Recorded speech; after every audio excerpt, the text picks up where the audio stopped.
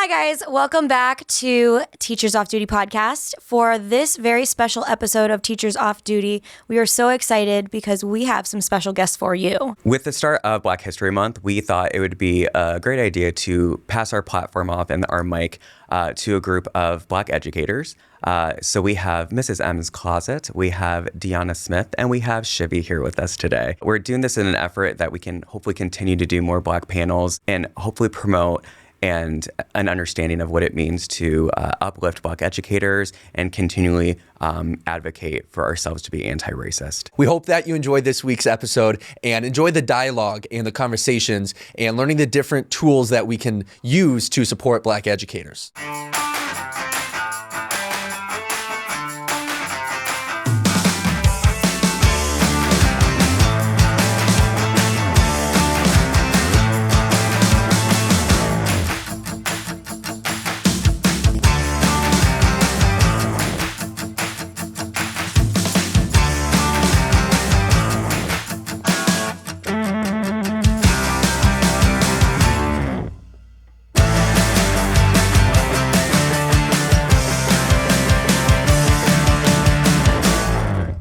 Welcome to Teachers Off Duty. We're about to take this thing over. We taking it over today. It's going to be so lit. We got so many great discussions for you. Let's get into our intros. My name is Shivy Brooks. I am an educator in the Metro Atlanta area.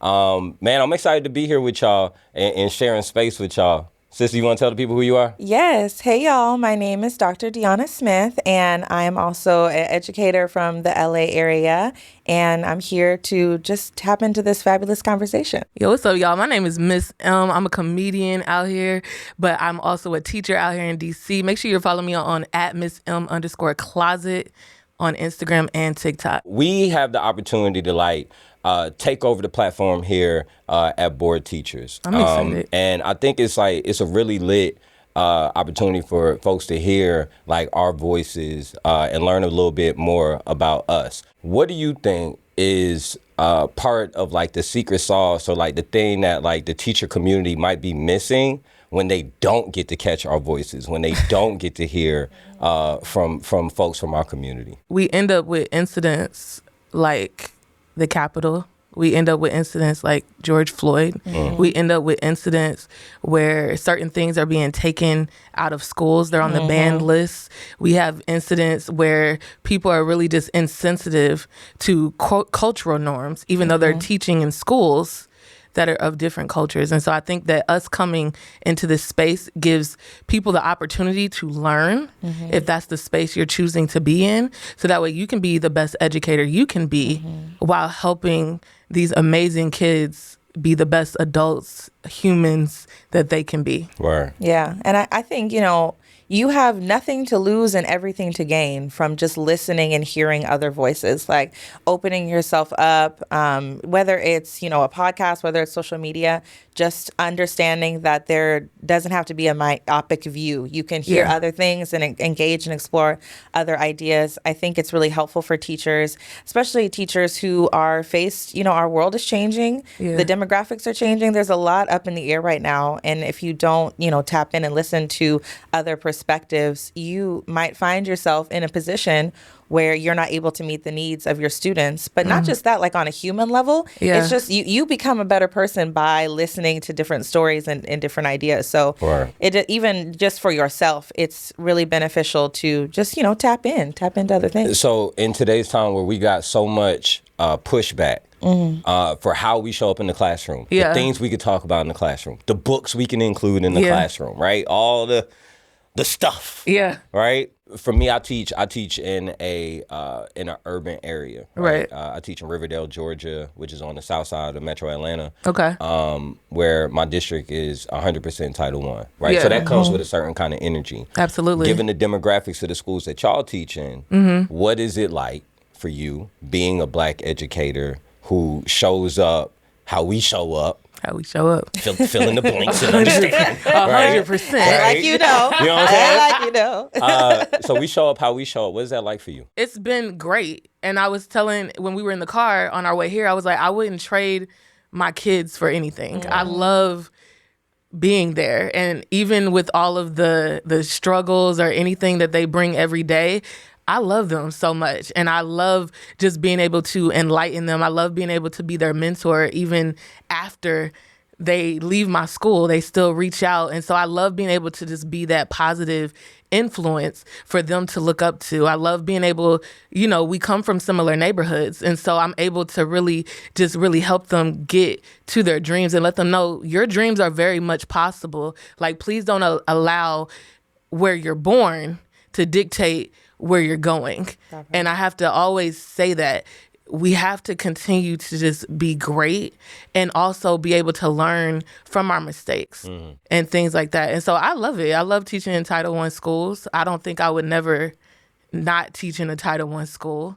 My experience has always been good. Are you on purpose about that? Yes. Yeah. I have to teach the people that come from where I come from, because only I can go in the classroom and speak to my kids the way that I speak to them, because I get it. We used to get food from the church.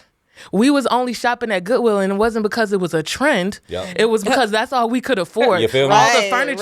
All the furniture in our home came from the thrift store, or whatever. All the clothes we wore came from the thrift store. So I get it when people are doing that. The reason I know how to do my own hair is because we couldn't afford to go out and do all those kinds of things, but I still wanted it done. So I learned how to do those different types of hustles, and that's what I teach my kids.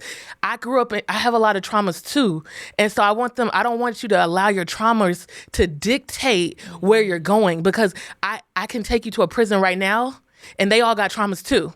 And so you got to decide which path you're going to go. Are you going to allow these bricks of life to knock you down, or are you going to catch the bricks that are thrown at you and build some steps and step up out your situation? What's it like, in your opinion, for us to do all the things that she's talking about, but you got folk on the policy side, right? Pushing back and pushing down on that work. To answer like your two questions, right? For me, I've worked all of my teaching really has been in California. So I've worked in schools where it's truly diverse, not like there's one overrepresented population. Like the first school that I worked at when I first became a teacher, it was like a third Black, a third, Latino or Latinx, and then a third like everything else, like Vietnamese, Filipino, Indigenous, like everybody was there. So I really had to understand that being culturally responsive doesn't just mean knowing one culture's practices or knowing about the food. It's about how you show up. It's about how you engage. It's about being open to learning and listening. And it's about making sure that your students like see themselves and feel heard, loved, and seen in your classroom. And so I love working with Black kids. But the reality is, there's just not a lot of schools where that's possible. But when I get the opportunity, I do think it's critical. Representation, we understand that representation does matter. There's statistical data that tells us that when kids have a teacher that looks like them, they benefit. They learn differently. They learn more from that teacher, right? And when even students, regardless of their race, when they have Black teachers, it's a positive experience. Like having a Black teacher positively impacts you, whether you're a young Black child or not. They got studies that literally say when you have Black educators in your school, it increases graduation rate, it increases student performance. And Absolutely. I think like it is like the appreciation for the presence of Black educators. I think many times goes like overlooked. And I would even say like in our own community, like you got to think kind of the byproduct of how things have changed in American society.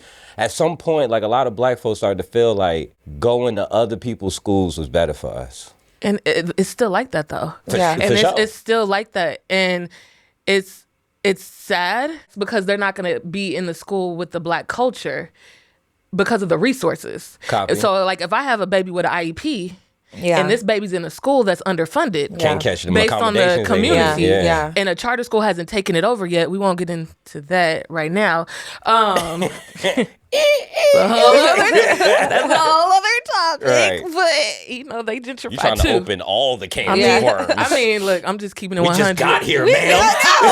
I'm just keeping it 100. But if I have a baby with an IEP and they're at an underfunded school where they don't have the proper resources to actually help this child grow academically and meet their needs, then they're either going to try to get into a charter school, because we know that charter schools, they're gentrifying the Black community by taking over the schools instead of just causing the closure of the neighborhood schools. Like I said, I'm not going to do that right now. I mean, period. But you have to make sure that the baby, so if I was a parent and my child had an IEP and they were in a school that just couldn't afford like the Lexias, couldn't afford the Read 180 programs, couldn't afford to have teachers who are qualified to put in those pharmacological skills that they actually need to become better readers, because I'm a special education ELA teacher, they either have to go somewhere else or the babies are going to be in high school. And we've seen that all over TikTok recently from the Baltimore schools where those videos have been going viral where parents are like, my child is in high school and they're reading on a 3rd grade level. Bruh, now, first off. That does happen. Are you about? No. Because sis was wrong. Okay, but which sis are you talking about? Name but that. what sis are you talking about? The one where the son was like a high school, he's supposed to be a senior, and she talking turned about around and he was a freshman. She was wrong. Bruh. She was wrong. At some point, we got to have some accountability. I'm agreeing with you. But did you see the other one? This is my black passionate voice. All right, this is not my argumentative voice. I'm saying we're not talking about the same video. That. Yeah, I'm talking about there was 2 Baltimore videos. So that one I agree with, where the son had failed 22 classes, missed over 200 days of school, all those kinds of things, and she didn't know until that video. Y'all failed my son. No, that was her. That was, you're a parent. You got to check in. But there was another parent who's like, my child is reading on a 3rd grade level. Yeah. And I've been in places that are underfunded where the kids, either the special education teacher was lacking because it's a small group, and so they're able to get away with some things. And we agree it's even worse now. Yeah. After post-pandemic. But then let me ask you this, though. Because there's so much focus on like learning laws and the effect of the pandemic and whatnot, right? Okay, boom. Now, I think we lost something like 700,000 Americans over the course of like the heat of the pandemic, right? About 7 or more, right? Definitely could be more. We agree that in American history, the Civil War is considered one of the bloodiest periods, one of the greatest losses of American life in the history of America, right? We lost 600,000 Americans in those 3-4 years of the Civil War, right? Somebody, don't fact check me on my social studies just and like relax, come for me. take the information. Right. Taking just the roll info. with it. Just roll with it. Yeah, roll we're using with estimates. Okay. Somebody, excuse me, but actually, it was. This is actually, it was 720. Don't be that person. Don't be that guy. Don't be that person. Yeah. But go ahead. Right? Yeah, go that ahead. person. Let's say it. Right. Because go ahead. You got it, bro. Yeah. But we lost 600,000 people during the course of the Civil War. Yeah. We lost over 700,000 people over the course of COVID, right?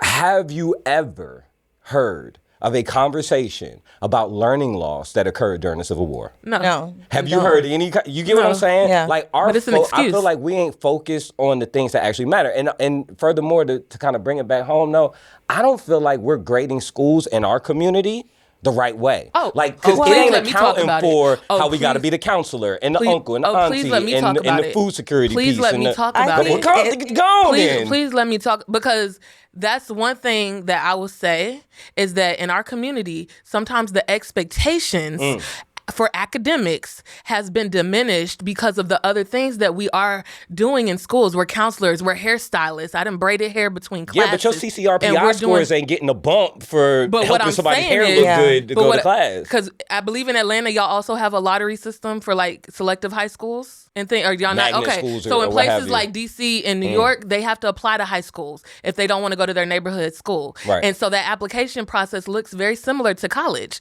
But see, sometimes at some schools, the expectations for academics has been lowered.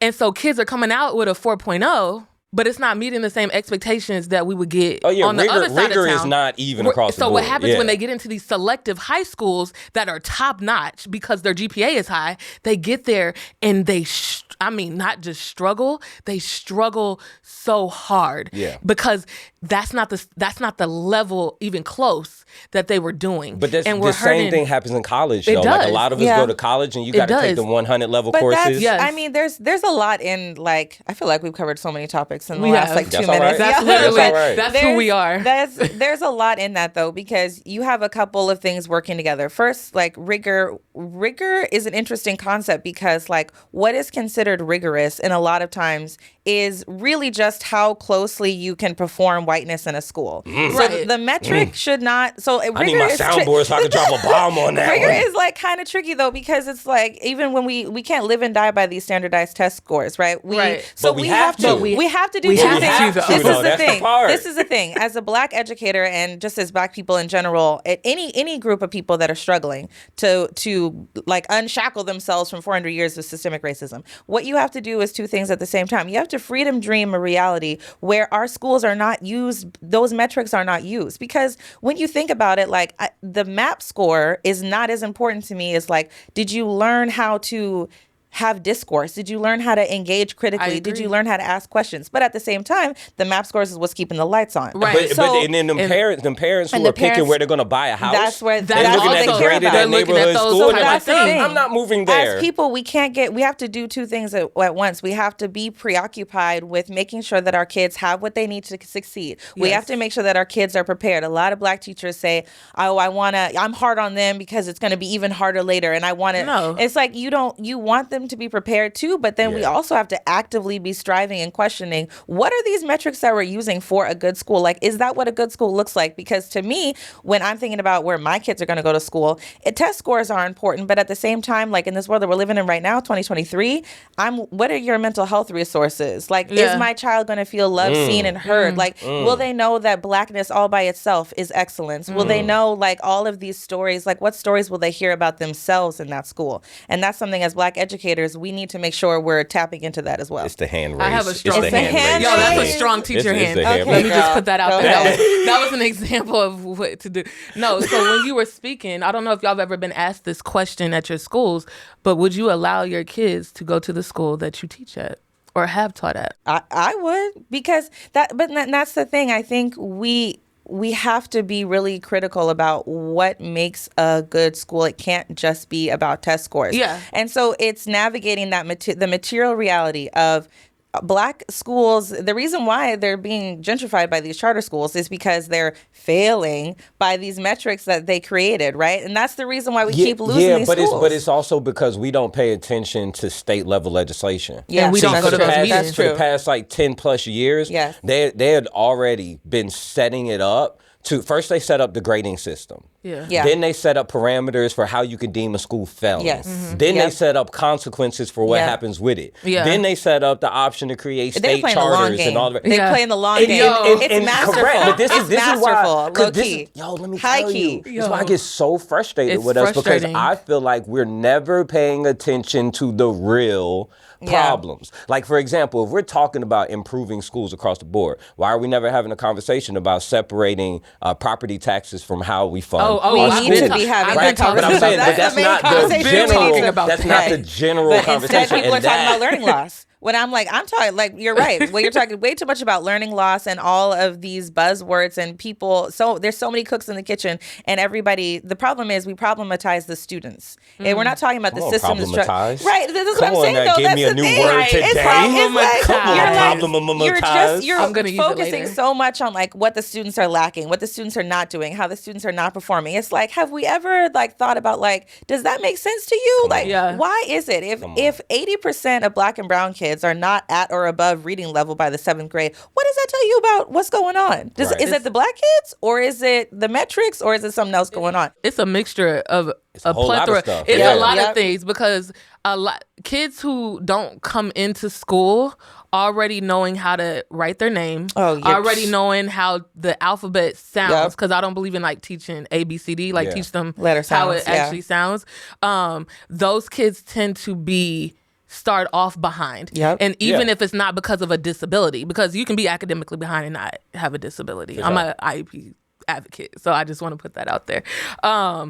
And so what happens when they're behind and there's no catch up ever? Yep. Like, if academics is not the forefront of your household, like that's not built into your everyday, just a part of y'all's lives, the kid continuously stays behind. And by the time they hit middle school and they're doing other stuff, because as a kid gets older, they start dating, they start wanting to go out with, they have other things that are not academic. Elementary is where you really want to hone in and get those foundation skills. But and it happens even before that though. It So like does. what It everything happens you're at talking birth. about It is happens like when a- you're pregnant. Yeah. When you're pregnant with the child, it's all a literally. symptom Yeah. of like privilege, right? Yes, Like, yes. and by privilege, I mean like, were your parents educated? Yep. Were you know, No. and how much education did they get, and what were they exposed on. to? Yeah. Like we have to like overcome look, my The grandmother had a hurdles. 6th grade education Right. coming from Guyana, South America.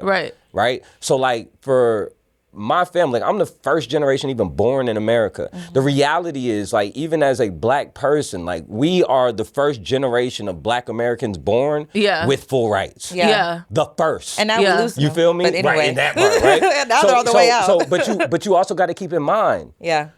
to read was illegal for us. Yeah. Heard. To It was. learn To learn Was to read, illegal for to us, teach a right? black And person so- to read was illegal. So there You is would die. there is Right. a multi-generational trauma. Absolutely. And deficit Yes. that Yeah. we're still working to overcome And y'all Right. should right look now. into epigenetics. It's very fascinating. There's a book called My Grandmother's Hands. And just read about epigenetics. It's crazy because our genes literally remember. Your genes are made but like before you even draw breath. And that's Yeah. the thing for black people, the stakes shouldn't be that high. So a lot of times people are like, well, what can parents do? What can parents do? And it's true that maybe I'll be controversial and say, I think some parents could and families could take a little bit more accountability. But Oh, the for thing is, sure. like, Absolutely. it should not be on a parent that their child is knowing everything they're supposed to know before they get to kindergarten. Like, Absolutely. the stakes are way too high. So I think we have to like really evaluate, is it equitable? Does it make sense that if I can't spell my name by the time I'm 6, I'm going to fail? Like, and that's No. what the data's showing. Like, the data's showing, like, in California, there was this study where they showed the amount of kids that were below grade level by the 3rd grade. And what Yeah. they did was they went and built more prisons because they knew that Where they those were- kids, where they were So going. the stakes are just too high. So I think it's definitely not just on black educators, but all educators to ask those big questions. Like, the stakes are really high for our kids, for a 6-year-old to have to know all of this stuff, or else basically your entire life is going to go down the drain, right?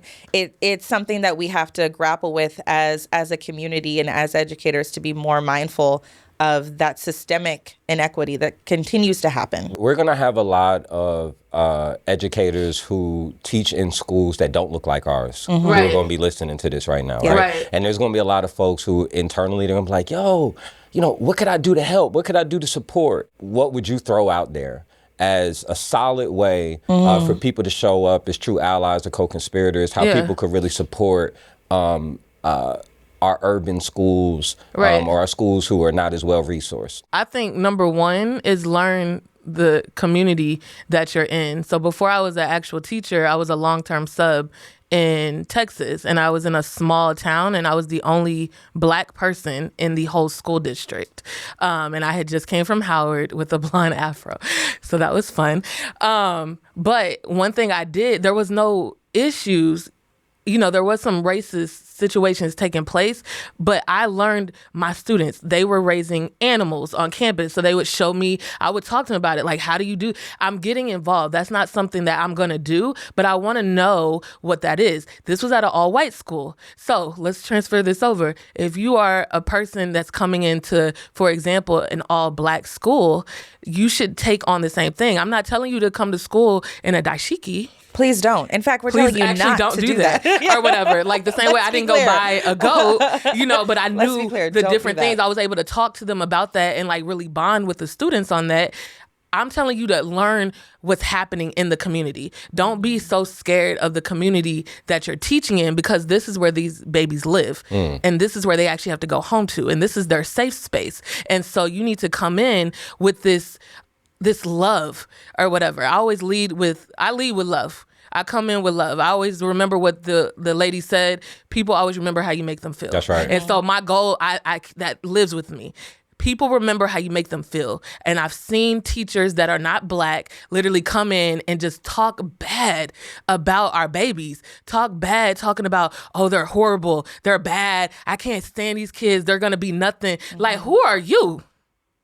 Like, don't ever in your existence. I don't know. come I over hear into a lot of us be kicking it like that too, that's though. true. I mean, so that does happen as well, because Yeah. if you've never grown up in that space, see, it's different when I was around black people and then I went to a HBCU. I went to Howard. And then I think we're hearing that for the first time. Yeah. Have you mentioned this? I didn't mention Yo, it. black folk when Did they you go go to to an Howard? HBCU, like Yeah. they just be, All right, they we're just done. be popping Yeah. that. Real it in. Okay, but anyways, Shout out to I Georgia was State in University, who graduates more black students than any HBCU in the North country. America. I'm just saying. Okay, well, Androids and iPhones. Whoa! Now y'all getting controversial. That was spicy. I mean, don't know how I feel why about Just that. is that for your, okay? PWIs, So anyway. we're gonna bring it back. We're gonna circle back. Yeah. But it didn't make me uncomfortable in that space. But I have met Black people who also have the same questions as non-Black people who didn't grow up in that space. They grew up in a more bourgeoisie setting. Maybe they were the only Blacks in their Black elitism Yeah. is one of them things that we don't be Bourgeoisie, talking all about, of that man. kind That of black stuff. elitism Yeah. is real. Like Yeah. that it even goes to that notion of like, for a lot of our kids, it's like, yo, go to school, make good grades, go to college, get a good job, and then Yeah. what? Leave. And then leave. Get out Go the to the hood. suburbs. And we don't talk about the brain drain that we indoctrinate Yes. into our kids, but they get mad Yes. at gentrification and Yeah. And displacement. it really comes down to Doesn't make sense. Yeah. deficit versus asset-based thinking. So an asset-based approach and like asset pedagogies are things like culture responsive teaching, anti-racist teaching, et cetera. You should really look into those. Any teacher should look into those. But I think it starts with understanding that like the community that you come into, let's say you do, I'm talking to the teachers that are non-Black out there. Yep. When you come into the community, you're not coming in to help save the community. If you're not coming into the community with an approach like a paternalistic, these pobrecitos, like these poor people, I need to like help These them. what? Wait, say it again? Go. They Girl, you been on that Babel, ain't you? You on that Rosetta Stone? Yo, ain't say you, it. girl? Duolingo, sponsor me. say you're not Superman. You're not coming in as Superman. Say it. I'm Say not it. dealing with y'all. Yeah, you're not Superman coming in here. Word. So I think it's really important for everybody to look into. Am I having an asset-based approach about this community? Do I see my kids as like full people in their full humanity with stories to bring and things to share? They're coming into the classroom. Yes, and it's your job to educate them, right? But like learning is built. It's not transferred. You're not transferring all of, the wonderful things that you have and filling it into the empty vessel of a child. So it's really critical to come from, like, to start with the hard work. And you said, what can, people that are non-Black do? Honestly, your internal work, you show up as yourself in the classroom and you bring all of your biases. Absolutely. You bring all of your traumas. You bring all your little quirks that you have. And it's not a bad thing necessarily. It's not a bad thing to have different experiences. But when you're not mindful of it, that's when you become dangerous. Right. Absolutely. So that's when, if you don't have that asset-based approach, right? If in the back of your head you're thinking, oh, I moved to the hood to like save these kids, like on some Michelle Pfeiffer type of stuff, or Not like, dangerous, man. Take the picture that hangs up where it's all the Black kids and them in the middle, and they take it everywhere. They put it on shirts. No, Exactly. it's the I Exactly. teach at a Title The I one school. school. It's like that Yeah, Title don't I do badge. that. Like, It's like you do really that. don't Don't have do to. that. You Not don't your have black to Don't say do card, that. ma'am. Go on and Because put that thing up. It's reducing those. It's Like, I reducing survived. kids to like a negative narrative that Yeah. you've heard about Black people, and there's Yeah. so much more than that. And so it's really critical that you interrogate, like, am I using a deficit mindset when I come to this environment? I have a shirt that says, Black children don't need saviors, they need believers. Absolutely. Right? And it is the notion of like really believing in and investing in our young people. Yeah. Not just telling them what they can be, but showing them how to get there. It is giving access to the resources to be Yes. able to get there. That's the things that I personally believe our kids need more than anything else. Like I agree. you can resource the hell out of a classroom Yeah. or a school. Yeah. But if you're not like pouring into like the soul or the spirit of that Yeah. kid to help them be able to see what's possible and then see how to make it possible, then it's like we missing it. And how do you do that? How do you do that? For the non-Black teachers listening, Yeah. that's probably what they're thinking. Nah, How do I real do talk. that? So for the non-Black teachers listening, real talk, the best thing that you can give your kids is access to your network. Absolutely. Because many times, like, and that is like the facet of like gatekeeping from Yeah. one community to another that stops opportunity. Yeah. If we're Yeah. not opening up our network. And what'd you say earlier? The What's love that? language?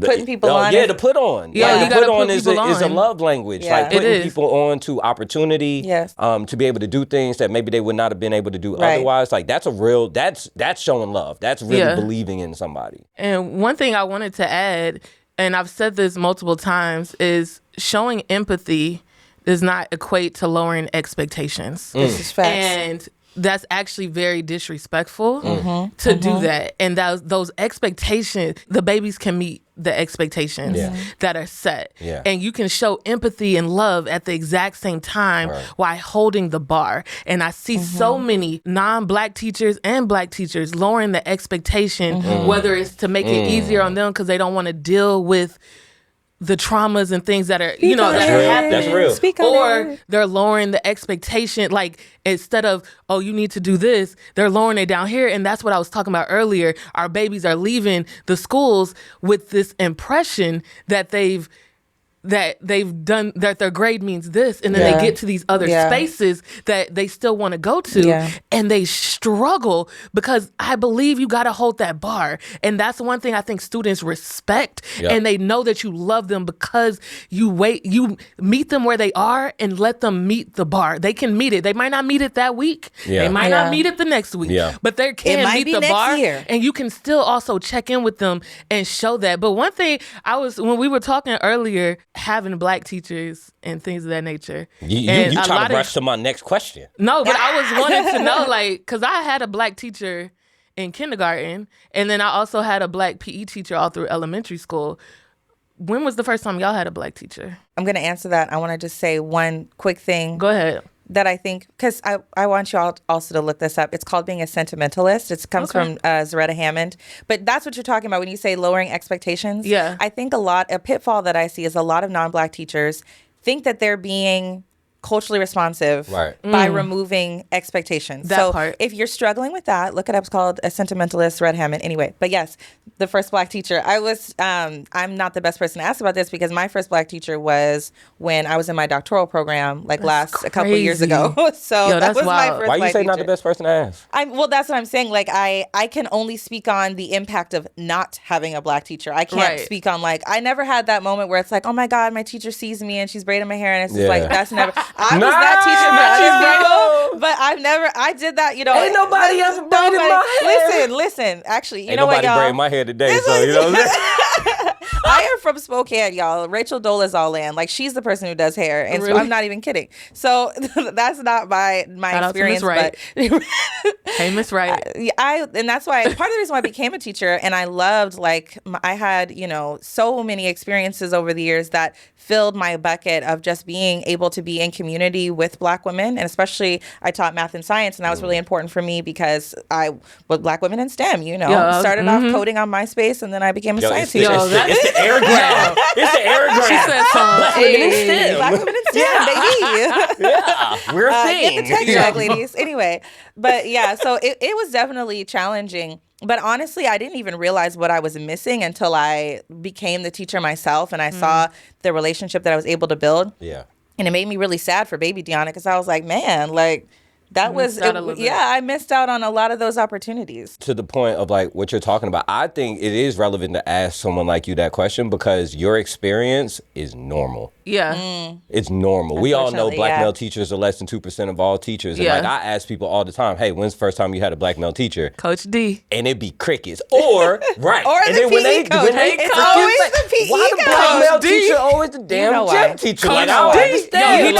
He taught me how to square dance, and I love him. That square dancing was lit, though, honestly. Okay, I'm from Texas. You're definitely country. My Black male teacher taught me how to square dance. Okay, that was a thing. It was and I can still do it to this day, but I will not do it on we'll have the camera. demo later. We will have the square dancing demo later. I like it. I love it. All right. And then look, we can play some achy breaky Yes, hard. yes, more. achy breaky We can take hard. it back to the 90s and go achy breaky hard on. Okay, I can't rise Some of those above country it. songs go hard though, not even gonna Ma'am. lie. Anyway, We just got flagged on YouTube. Yeah. Was that too close? Was that too good? Was it too good? Was it too good? Your black card is about to get revoked. It was that good, okay? Lord. Because I had a Black coach that taught me how to ain't you ever square heard of dance. Darius Rucker? He's Black. Anyway, But look, that's also another thing. I think a lot of times, especially for Black male presence in the school, it tends to be that gym teacher, or we have to deal with the tax of being the disciplinarian. Yes, too. that part. yeah. Do you find as a Black female teacher, if you teach, especially in a school where there are not many other Black educators, do you then become the impromptu de facto disciplinarian in the classroom? Yes, that is what happens whenever, because I'm known as a community champion or whatever. I won awards for it. I'm out in the community, and so doing Pop your that, collar. I Pop your also collar. have great relationships, not only with the students, but with the families. And so through those relationships, I'm able to help most of the kids whenever they're having their moments and things of that nature. However, that does not mean you just bring them. And that's what happens. Yeah. You don't just send them and everything like that, because then you just become, it's like, if that's the case, like, let's give me a dean of student position. Yeah. Back. Like, Yeah. let's get the pay that goes with that. Yeah. And so that's what happens, at least in the spaces that I've been in. Have you also experienced that? I mean, and honestly, I recently learned about boundaries, and I had to put up about. Not recently? You recently learned about boundaries? Listen, So I heard about this thing called boundaries. But for real though, as a woman and like a Black woman especially, like I was like, oh, am I okay? Yeah, boundaries. Hell Oh, I yeah, can let's say do no? it. Right. I'm saying, but that's like as a teacher, you don't like. I really did not know that I could say no to that, and I hated it because I would always come home and be like, I'm a cop. Like they think I'm the behavior cop of the school. Like they That's send how it me feels. all of the kid like call the Miss Smith. ops. I am the You're the op. Wait, hold on. And I'm Do you do like, right. And meanwhile, you finna go with me. You look like you got that strong Do look. you need to take a walk? Yeah. Let's Right. walk. Y'all saw how she grabbed the air, so you know that finger Man, point game. and I always had the nails clacking and everything. Oh, but no, not the it was, nail clacking. It was terrible because I wanted to be able to have a full dimension of relationships with my students. But when you become the behavior cop, all of a sudden it's just I was only talking to the kids that were having a hard time. I didn't get to kick it with my friends that were like, my kids that were actually doing well. So I think it's very important for teachers though to recognize that when you're dealing with behavior, you actually have a really unique opportunity to build a relationship with a student. And so when you call somebody else to handle that, I understand you're out of frustration, maybe you need to calm down or whatever, but you always want to make sure that you follow up because you're exporting that relationship building moment to somebody else. And then all of a sudden the dean is the person that has a relationship with the student, and you can't even get them to sit down in your classroom because they don't really talk to you. They only talk to the person that's coming in. So it can be an opportunity to build relationship that you really shouldn't pass up. For our white colleagues, right, or non-Black colleagues in general, who want to know how to show up better or support better the Black educators that they teach alongside of, right? Like we tapped in on how they should be showing up for the kids, but how do you show up for your coworkers? How can they better show up for us? By showing up. And that comes from what we were just talking about. You can't fully show up if you're scared of the kids. You can't fully show up if you're over the kids. You can't fully show, because what happens is when I come pick up your class and they're off the chain, now I have to take time from my class to bring them back down from that. And now we have to talk. A lot of times they're coming out frustrated because you're not being consistent with your rules. Because once you're frustrated on that level as an educator, you're just throwing stuff out there. Yeah. One day it was be quiet. Today it's like, I don't care. Yeah. And so your inconsistency is frustrating the students. Now they have to come to me. Now we have to have a kumbaya up in the classroom because now we got to figure it out. And so I think it's just showing up. It takes a village to raise a kid. So you must be a part of the village. Yeah. And so you can't be outside looking in. I would say if you're a non-Black person, like whatever systemic challenges your students are experiencing, the Black teachers are also struggling through this same system, right? So your Black students are going to grow up to be Black adults. So the struggles that you see your kids facing, you have to understand that might be what your colleague is also going through. And when you think about showing up and being an advocate, it includes being loud about it. I can't tell you how many times in a meeting I've advocated for something and then it's crickets. And then after the they meeting, hit you with the elbow bump. right? And then after the meeting, elbow I'm like, bump. no, I need you to. It actually, I'll give you an example. One of the best white coworkers I had, he would actually be like, okay, what do you want me to pitch? Because if this goes bad, I don't want you to have to suffer the fallout. Like he would actually advocate, and we would get on the same team and strategize, and then he would bring challenging stuff up, or I would be like, hey, I'm going to ask for this or advocate for this, that, or the other, and he would be present in the meeting and stand up and show up. So you need to be there for your people. And just being cognizant and being aware, right? Understanding that we are, as much as we're all navigating like the craziness that is teaching, we're navigating on a whole other level, which is teaching and racism. Yeah. So, we got one more ball, at least, that we're juggling. So just being cognizant and aware of that is critical. So today we're going to be having our amazing producer is going to read out some buzzwords. And we are going to we're judge going to see if they are mispronounced or if not they're said. mispronounced. Thank you very much. Yes. But we're also going to be saying we know it. we are definitely on your head. Yes. We're also going to be buzzing in see if we know the word, and if we don't, you're going to hear, which means we didn't get it right. Okay, so to start things off, the first buzzword is cat. Wait. No, you could just say it. Oh, it means like it's not factual. That was very PhD. That is correct. This is unfactual. That was factual. Yeah. It means stop lying. My sister's intelligent. That is Dr. D. Don't play with her. Factually Don't play with inaccurate. her. I was about to be like, it's a lie. She said that is factual. That No is cap. not. No cap. No cap. Right. You get it. All right. All right, so the next word on the list is mollywop. That's Atlanta, right? That's. It might even be Is that Atlanta. Atlanta? No, but I feel Mollywop. like we were I've saying used that my mollywop. entire I feel life, like we like- were saying mollywop growing up. Can That you use it in definitely a was like New sentence? York, I New feel like if Jersey. you was like you mollywop somebody, like that's a verb. Okay. It's definitely it's a a verb. verb. Okay. Educator. It's a verb. I want to say it's like you go up and you like It's like a haymaker. you mollywop. Yeah. Like, in their, like That's is that it. right? You mollywop Like them. you, okay. You saw how I broke that down? I had See, to. I need like a ding sound. Like I need a y'all. Hey, in post production, we need a Post-production notes? ping. Yeah, done. I had to break it down. What is the etymology of What's that? the- yeah, where does etymology? that Mollywop? Molly it might have comes got from the whopped. Greek No, term. Molly might have actually got. Molly got whopped. God bless It got Molly. famous and became a verb. Like it happens. When you beat her down so bad, it became a verb. Yo. Does that not happen? Like people become verbs. Oh, absolutely. Oh no, that's why I was like, I feel like it's an action, it's a verb. Yes. It's an action. It's an action word. All right. All right, so our next one on the list is twin. Twin. Like that? I don't What do you mean? I don't think I know what that means. I Twin. don't like Like twin. can you use it in a sentence? There it is. Yeah. Can we Can you use it in a sentence, Alex? Y'all do everything with you. You my twin. Oh, like you my JR. But you made me give like You like my context. J- That's I- like, What is a JR? That's not how You this works. chose first of all, you chose that sentence. If this You're was a a very spelling bee, I'll be intelligent man. disqualified. Yeah, I And know. you chose that sentence to give, so that is on you. You know, it's the helper in You're me, intelligent. you know? So is that the same as a JR? He's like, over oh, you my scaffolding. junior. You're It's a over okay. scaffolding. Like you my Yes. junior, like you my son. Your son, but see, your son is like kind of subordinating somebody. Okay, but You your know what I twin mean? would be you my like- little homie. Like, oh, twin would be is like somebody, my y'all like peer. right here. Like, For real. y'all Yeah. like right Yeah. here. Yeah. Okay. Okay. Okay, I got Like that that's wrong. like the highest form of like endearment. You can hit it. Yeah. I got it wrong. Yeah. That's fine. I can accept when I've failed.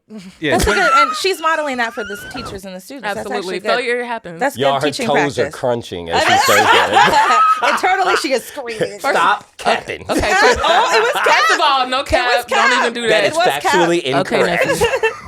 All right. The next one on the list is phi. Phi? Like, Yeah. Like wait, fee, I fi, think fo, you're, fum? are you saying First that of all- right? I think you're saying that wrong. Sorry, is that shit not phi? It's, Phi? Phi. It's you gotta say it like gotta- that. you gotta put- You gotta say it like that. Phi. It's kind of like when you say Phi. you can say daughter or daughters because I run that program, Miss M's daughters, and you gotta say it like that for it to. I cannot. Under no circumstances. You got like a water daughter. Absolutely not. I said it the way I said it. I Okay. will never I say it said like what that. I said. That's what you And gotta I say. said what I said, That's on period. and that's on Now, period. do you know it or not? No. Okay, Phi. fine. I don't know that one. That must be I actually don't know that. that's That a- gotta be That's ATL. an Atlanta thing. That gotta be an ATL thing. FYE. Phi. Okay. Like is that the same as like Fire? Okay. Like oh that's fire. Like that's ding, ding, ding. Okay. Fire. See, y'all Fire. paying me to be. Yeah, but you're not getting the R. Fire. You ain't No, getting I the said R in it. fire. Yeah, Like, yeah, oh, yeah, that's it's fire. fire. Like That's that's fire. when like you send a text and you just put the flame. That's Like, fire. oh, that's Yeah. fire. Like that's lit. Correct. Lit. Yeah. All right. Is that Good job. okay? Good job. We All got right. it. See, I ain't so I bad. love how we're like saying this. I love how we all say the same thing, but since we're in different places, I know, we we're use all different like, terminology. Yeah. Yeah. Oh, like All that's right. lit. Yeah. Yeah, that's lit. The Yeah. result of fire. Yeah, the result of fire. Something was lit. Yes. The next word on the list is slap. Oh, that slaps. What I've does it never mean? said that in my Define existence. Please define it. Slaps. Yeah. Yeah. It means, you know, Like it hits hard. It's a signifier that means like, yeah, I appreciate this. I'm enjoying it. Can Yeah. you use it? Yeah. So it'll be like, That song oh, is fire. It no, slaps. like that. Oh, that song. I think slaps. it comes from like a knee slapper. Yeah. Like you're slapping your I knee. didn't Slap think my- about that. That's Do you why I was get hitting it? my knee. I was like, is that where it Yeah. comes from? Like, oh, Like, I'm I enjoying didn't this. think Picture about an that. That old makes a lot of granddaddy sense. on the porch, like slapping Yeah. his knee. Yeah, Yeah. that's that Slapping Texas. his Yeah. knee. Or you see, eat there some go. food and it's real good. And it's Oh, like, that yeah, Oh, that that shit slaps. slaps. Yeah. Okay. Yeah. That slaps. Yeah. Okay. I got So you. you enjoy it, yeah? Slap. You enjoy it. Yeah. See? All right. If you The want. next word on the list is lightweight. Yeah. Does anyone know this one? That's like, it's not like a big deal. Oh, I was gonna say something. You know what I'm else. saying? I did not know that's what that meant. Like, you know, like this, that's light. You said lightweight, right? Lightweight. Yeah, what like is that's lightweight work. I thought it was Exactly like, much. oh, yo, handle my lightweight. It could be that Is it too. the same context as that? Yeah. Kind of. Probably a Okay. little bit. I've also heard it used meaning like also low key as a synonym for low key. Like, oh, that's okay. that's Not that significant. That's lightweight. Look at me learning stuff. Like, Yeah. you I'm know. learning words, y'all. I've heard understand. it in like the workout community, like lifting. That's what when Ah, it's yes. like really easy to do. It's, Yeah, like, it's lightweight. it's It's lightweight. Yeah. Yeah. Yeah. The next word on the list is mad. Mad. Yo, that's mad weird. Yeah. That's mad weird. Yo, That- that's that is- mad weird. That is like the telltale you're from the North word. Yeah. That is definitely. Yeah. I learned that like in DC and when I lived in New York. Yeah. So who knows what it means? Though. Don't worry, I see a couple West Coast It means words very on this list for sure. Mad. Yeah. Very. Correct. A lot. Yeah. Yeah, a lot. A lot. It's a unit Yeah. of Like, that's- measurement. That's very, that is very weird. Yo, that's mad weird. Yeah, Like, yeah, yo, yeah. don't do that. That's Yeah. weird. Yeah. We're in good shape. I like that. Okay, next word on the list is Johnning. Oh, you're wrong Johnning. on that. Am I wrong on that one? Yeah. I've never heard this one, so you have to fill me in. So it's Jonin. Like, oh, they Jonin. Jonin on him. Wait, like, I was mad confusion. Mad. I When don't he think said you used Johnny, that I was like, correctly. what is I that? don't even Wait, know what you that like, is. I was wait, like, do that Johnny. sentence again. I was mad confusion. I don't think that's used I correctly. was mad confusion. No, Wow. I No, was it mad was like that. confused. Like, yo, I was mad But we confused. can. But do we not say I'm confusion? We do? We never Who's have said we? that. You're like, I've never said that in my life. We never said that. Yo, twin, we I'm mad confusion. Listen. Wow. It's be If- typical yeah. all over again. If Shakespeare can create 1,500 words, I That can part. use them how Okay. I want to. Okay, All okay, right, Shakespearean. All right, so So, Jonin. Who Jonin. think- Yo, they Jonin. Oh, it's Black people love language. Can you be more, a little bit? Like, you know, hey, black sweatshirt. You know, get over here with your little crochets. Like, Okay, we just talk first junk of all, about they're each not even other. crocheting, so don't be Yeah, coming come for over me. here, Hey, Tyra. crochet, come here. Oh, Come there here, you go. crochet. Fedora, come over Come here, here. glasses. Come here. You know what I'm saying? Come Like, on, you know, little shirt. Yeah. A little shirt. little shirt. The next word is just giving. It's giving. Oh, it's giving. Giving. What kind of vibes? You gotta snap with it. You got to no. Yo. You got to do. You got to do the No, do the your air grab. hat- Do the yo, air grab. Your hat giving. is It's giving. giving. Thank you. Period. Them With your little crochets are hat. giving. They're not crochets. They're individuals. Them individuals is giving. Not giving. That means like it is great. it is great. You're looking your best. Like if you walk down the steps and you come Yeah. out, like your outfit is giving. Right. Giving These vibes, test right? stores are giving. You're right. Your Yo. effort could be giving. Your Your effort effort is could be giving. giving. That behavior. Yeah. It's You can giving. also be It's giving giving. something like, oh, it's giving star student. It's sure. giving Right. scholarly. It's giving, you know, you can. Now- It's giving. now, I'm can we- calling can your we be parents honest, if you though? keep talking. Is this not a gendered term though? It has gender. can't give? No, Male boys can identifying? give, but But they boys can't ain't give- supposed to say it. You ain't Oh. like technically. different- I'm not supposed to be like. So yeah, he's that's not gonna giving. be like, oh, it's giving, but you could be like how she said it. I feel like you can say it like that because I've definitely been like, it's giving. Your parents are about to be called if you don't sit your little Right, self yeah, down. You're right. I didn't like The that next one. word on the list is my West Coast word, hella. Hella. A You lot know. of. Hella, Yeah, another hella. unit of Isn't that measurement. a A unit song? of measurement. Yeah. Like that's Hella. hella weird. All right, last word The girls that get it. on the get it. list, Okay. finna.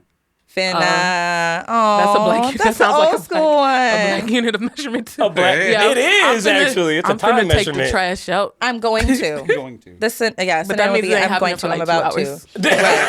Yeah. That means I'm mentally prepping. Like I'm mentally getting myself ready Yeah. for this Yeah. excursion that Yeah. I'm gonna go on. At some Wow. point. Yeah. That really does mean I'm mentally prepping to do something. Yeah. I'm like really thinking about Like that. you gotta hype yourself. Like, oh, I'm finna. You know, you finna. really gotta get into I'm it. Yeah. finna- I'm fitting to There's whoop also you. fixin'. If you're like a country black folk, you might say fixin' to. You know, Oh there's that yeah, one too. I'm fixing to. Yeah.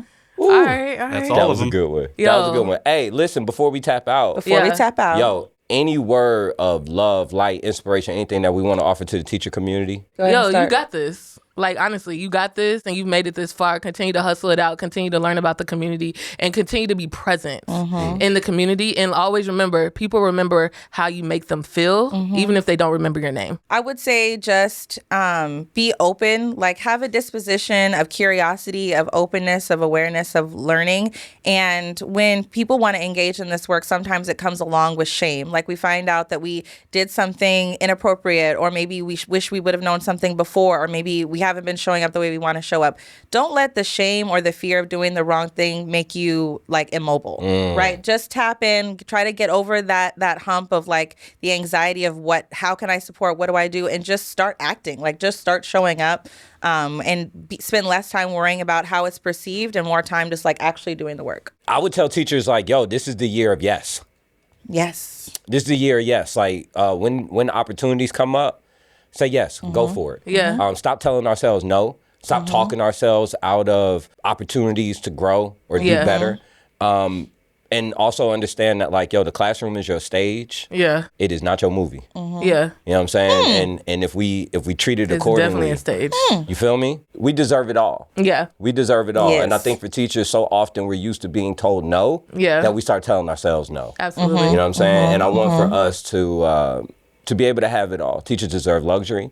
Teachers deserve access. Teachers deserve abundance. Teachers deserve it all. Yeah. So act like it. All right, yo, thank you so much for watching this takeover. Thank you, Teachers Off Duty, for inviting us out. And hopefully we get to come back. Y'all enjoy the rest of your night and your day.